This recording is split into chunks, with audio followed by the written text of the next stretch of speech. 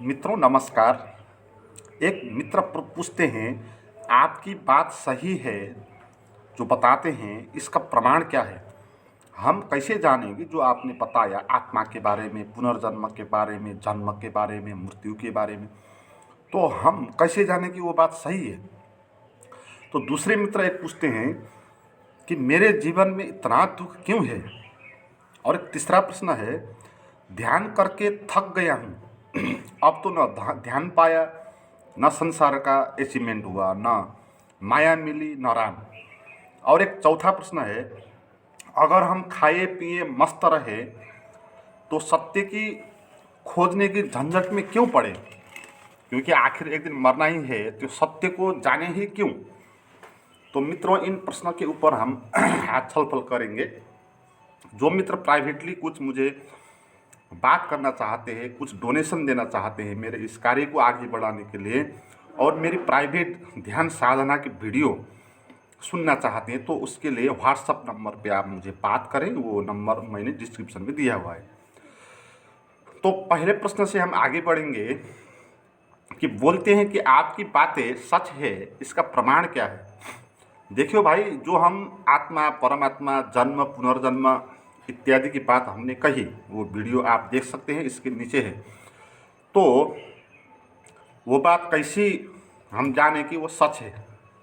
तो इसमें यह है कि हम जो बताते हैं आत्मा, परमात्मा, पुनर्जन्म, भूत प्रेत, प्रकृति, पुरुष, इस सब चीज़ों के बारे में, माइंड के बारे में, तो ये चीज़ हम कैसे जानते हैं? ये चीज़ कुछ किताब पढ़ के, कुछ रिसर्च करके हमने नहीं जाना है ना। ये ऐसी बात नहीं है कि जैसे पीएचडी होती है, कुछ इधर का कुछ उधर का, किसी इस विद्वान का सिद्धांत पढ़ लिया, फिर उसका पढ़ लिया और इससे एक निष्कर्ष निकाल लिया। ऐसे ये बात नहीं है।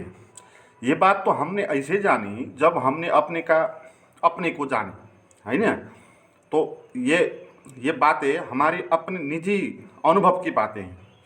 हमने अपने अंदर का जब परमात्मा का अनुभव किया तो बात पता चल गई कि परमात्मा, आत्मा ऐसा होता है ना। वो अछूत होता है, वो निष्क्रिय होता है, वो शाश्वत होता है, और वो कुछ नहीं करता, वो कैटलिक एजेंट की तरह काम करता है।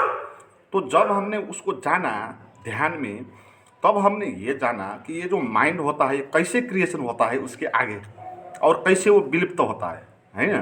तो फिर हम माइंड के बारे में बात पता चल गई, और फिर बॉडी के बारे में पता चल गई, और ब्रेन के बारे में पता चल गई, और थॉट जो है, माइंड जो है, कैसे शरीर से निकलता, कैसे शरीर में प्रवेश करता, जन्म, पुनर्जन्म इत्यादि की बातें भी ऐसे ही पैदा हो गई। तो ये ज्ञान जो है ऐसा ज्ञान है कि एक झटके में ये सभी कुछ पता चल जाता है। जब आप एक बार भी आत्मा का अनुभव करोगे तो आपको जैसे आकाश में बिजली चमकती है और सारा रोशन हो जाता है एक झटके में, तो ऐसे आपको भी सभी चीज़ें जो है मालूम होगी। मगर आपको अगर परमात्मा का अनुभव नहीं हुआ, आत्मा का अपने भीतर का जो उसका अनुभव नहीं हुआ, तो आपको ये चीज़ें पता नहीं होगी। आपको ये चीज़ें डिस्टर्ब करते रहेंगी, क्या है कैसा है, कन्फ्यूजन होता रहेगा, और कहीं से पढ़ के सुन के भी नहीं होगा। तो इसलिए आत्मा को जानो और सभी चीज़ अपने आप प्रकाशित हो जाएगी। तो दूसरा प्रश्न है, मेरे जीवन में इतना दुख क्यों है? मित्र, ये आपके कारण ही आपके जीवन में इतना दुख है, इसको जानना है बात क्लियर तरीके से, नहीं तो आप दुख से बाहर नहीं आ पाएंगे।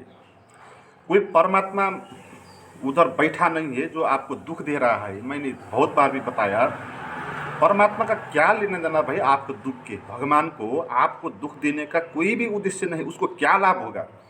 और जो आपको दुख देगा उसका मतलब ये होगा कि वो खुद भी एक दुख में ही होगा। जो दूसरे को दुख देना पसंद करता है, वो स्वयं भी उसको, उसके पास दुख हो गया ना, जिसके पास वही जो होता है वही देता है। तो इसलिए आपको कोई भी दुख नहीं देता भाई। ये दुख आपका क्रिएशन है, आपकी एक मान्यता है। आपने मान लिया तो आपको दुख हो गया। ये बात ऐसी है जैसे आपने मान ली कि भूत प्रेत कुछ होते हैं, दिखते हैं भौतिक रूप में, और वो हमको जो है त्रसित करता है। ये बात आपने मान ली। कहाँ से मान ली? समाज से मान ली। जब आप ये मानेंगे तो फिर आपको डर लगेगा, रात में अब अगर आप कहीं जाएंगे तो आपको भूत का डर लगेगा। और ये जो डर लगा आपको, ये किसने आपको ये डर दिया है ना? ये आपने ही खुद ने एक मान्यता बना ली कि भूत प्रेत होते हैं और वो ऐसे आदमी जैसा शरीर में होता है और जो है हमको परेशान करता है, ये आपने मान ली। इस मान्यता का कारण आपको अब डर लगी है ना? डर किसी ने आपको नहीं दिया, किसी भगवान ने आपको डर नहीं दिया। भगवान को तो पता ही नहीं है भाई आप है भी, ये बात ही मैंने बोली थी ना, है ना? आत्मा को पता नहीं होती ये मन होता है, ये शरीर होता है, मेरे आसपास कैसे मन का क्रिएशन हो गया, ये आत्मा को पता नहीं होता। क्यों पता नहीं होता? क्योंकि जैसे प्रकाश को अंधकार का पता नहीं होता है ना? प्रकाश को अंधकार के बारे में पता नहीं होता, प्रकाश को ये बात पता नहीं है कि अंधकार भी है। क्योंकि जहाँ वो खोजने ढूंढने जाता कहाँ पर अंधकार है तो अंधकार नहीं बचता, उधर प्रकाशित हो जाता है। तो इसलिए अंधकार का और प्रकाश का मिलना कभी भी नहीं होता है ना? तो जो ये अंधकार है वो प्रकाश का अभाव का नाम है, तो उस है नहीं वो। ऐसे ही हमारा जो मन है, हमारी जो मान्यता है, ये ऐसे अंधकार है और आत्मा जो है वो प्रकाश है। और प्रकाश को पता नहीं है ये चीज़ें, इसीलिए आत्मा भगवान जिसको आप बोलते हैं उसको पता नहीं है कि आप है भी और आपको दुख भी हो रहा है। कोई आपको दुख नहीं दे रहा है, आपका ये मान्यता है। आपने मान लिया ऐसी चीज़, आपने मान लिया कि मैं हिंदू हूँ, मैं मुसलमान हूँ, और फिर आपको दुख होने लगा। फिर है ना, आपने मान लिया कि मैं शरीर हूँ और शरीर में कष्ट पहुँचने लगा और आपको भी दुख हो गया, तो आप उलझ गए। ये ऐसी बात है जैसे मकड़ी होती है, वो मकड़ी जाले बुनती है ना, दूसरे को फंसने के लिए।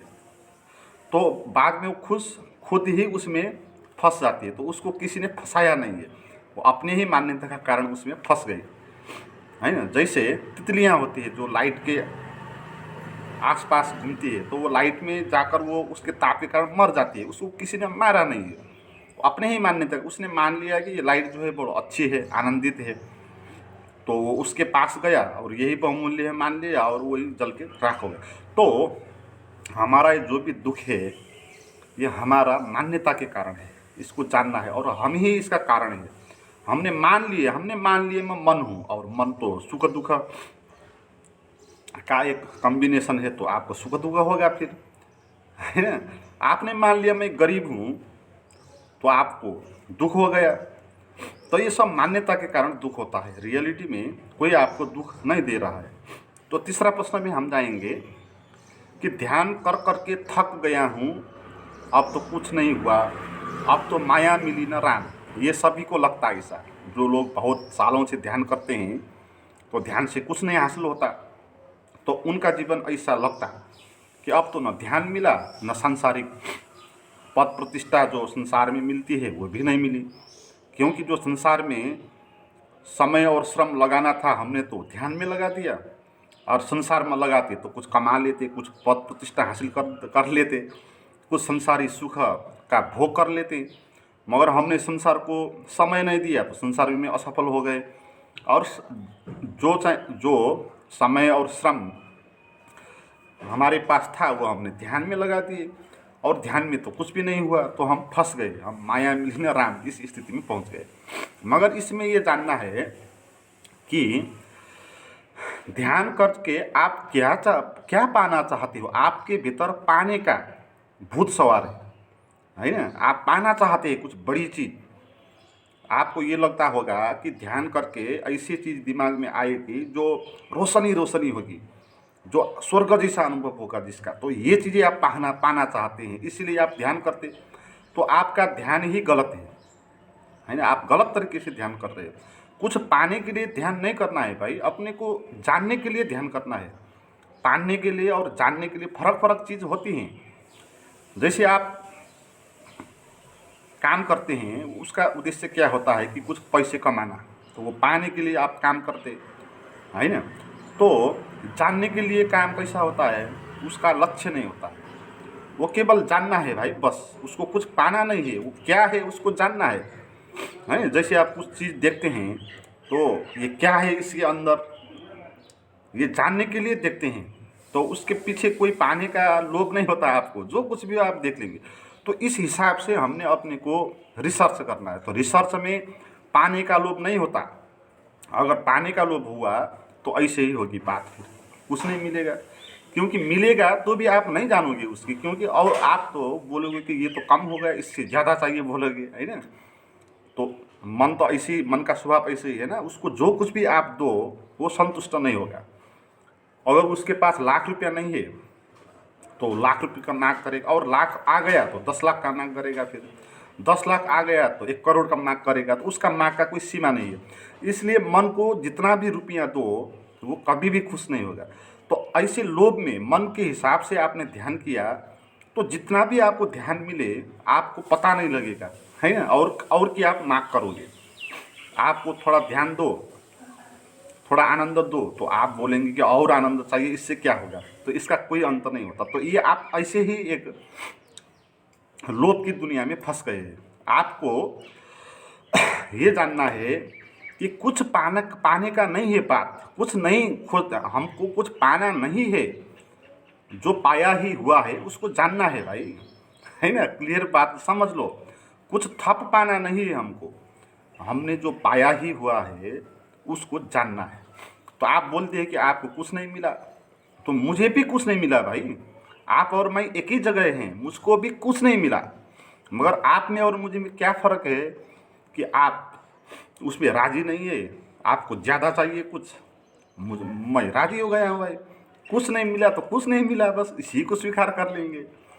अगर जीवन कुछ नहीं है तो वो बात भी ठीक है ना। सत्य तो आपने वो सत्य जानने का आनंद होता है, कुछ पाने का आनंद नहीं होता है इसमें।